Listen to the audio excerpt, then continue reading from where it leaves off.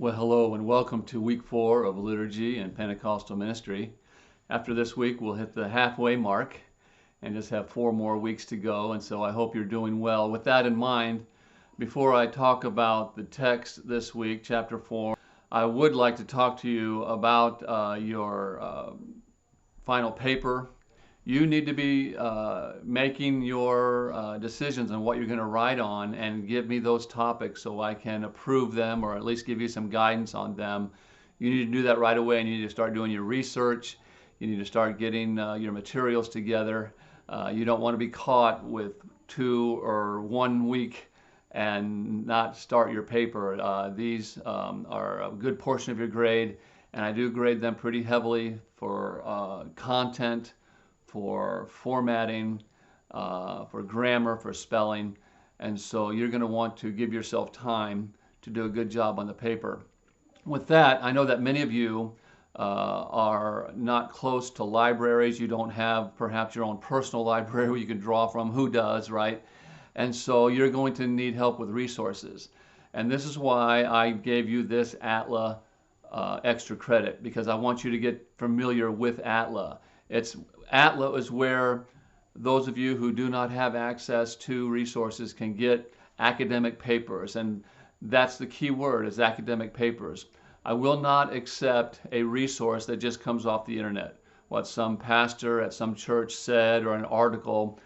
You have to use academic resources for your sources, and I will allow you to use all articles if you don't have access to books. Well, let's talk about chapter 4. This is why it's important to have the new edition, because this is where Dan changed up some of his chapters from his subsequent editions. What happened, it's an interesting story. Dan is writing on Pentecostal spirituality, Pentecostal practices, Pentecostal ideas of sacraments, and he starts with the first 3 chapters, does a good job about integrating the work of the Spirit with our work as ministers in the church. But then he started out chapter 4 with baptism, and chapter 5 with the Eucharist or the Lord's table.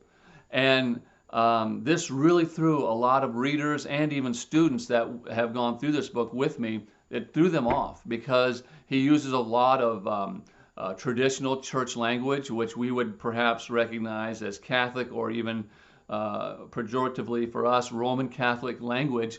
And it really threw students off. It really threw readers off. And they began to complain that Dan is trying to convert us to Catholicism. And they just didn't get it until they read on into the 5th and 6th chapters, where he's talking about laying hands on people and washing feet. And we go, oh yeah, we recognize that.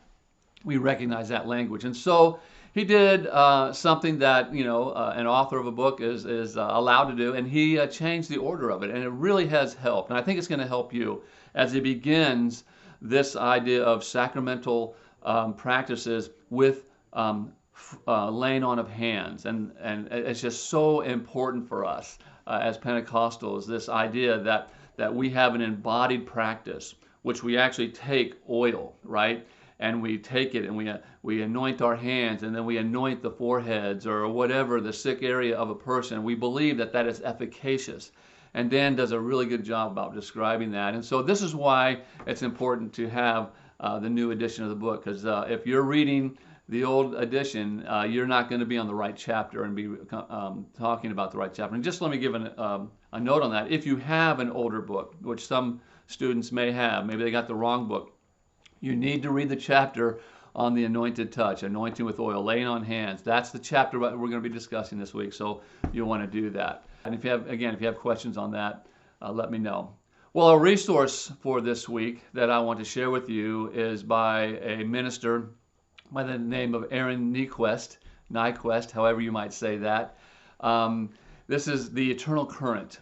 And this is one of many, many books that have come out in the last, I would say, 5 years that are talking about this embodied practices, these faith-based practices of going into this sacramental type of theology. It is just all over the place. Aaron is a charismatic. We might consider him a charismatic. He used to be the worship leader at Willow Creek. He is now studying theology in New York City, getting his master's, or I think his doctorate degree in New York City. But anyways, he wrote this book on the eternal current, and it's just really talking about this move, what I believe is a move of the Spirit. It's what I wrote on in my dissertation, which is available to you on the syllabus page if you're so interested. In fact, if you wanted to use my dissertation for your research paper, you might find some interesting ideas there. You might even find some good resources for your paper there as well. But this move where so many people in the evangelical and Pentecostal world are writing about these embodied practices, the sacramental theology that a lot of us, Pentecostals as well as evangelicals, have kind of put to the side. We thought that is too Roman Catholic, that's too old church, ancient church, and yet we're finding a lot of life in that, and we're finding it through the work of the Spirit. And Aaron does a good job of integrating the Spirit's work in these practices that this might encourage you. I put the link there for the book on the lesson page. I think you'll find this book helpful. You can get a Kindle edition, which is a little bit cheaper than the regular edition. But anyways, that resource is there. You guys are doing a fine job of integrating your ideas with the questions and the quotations from other students. I just want to encourage you to keep it up. The conversations have been very good. And I just really appreciate your engagement with the material. I would like to say that I have already received a couple of y'all's papers, ideas for papers, and they were excellent. I appreciate that. You should have got a response from me. If you didn't, let me know. And be working on those term papers. You've got to start working on that research, or you're going to get left behind, and I don't want that to happen to anybody.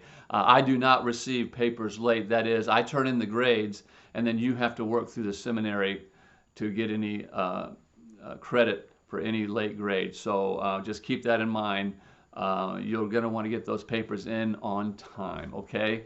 If you have any questions about any of the assignments or any of the readings, especially because of the switch up with the new book, let me know, and we will see you online. God bless. Bye-bye.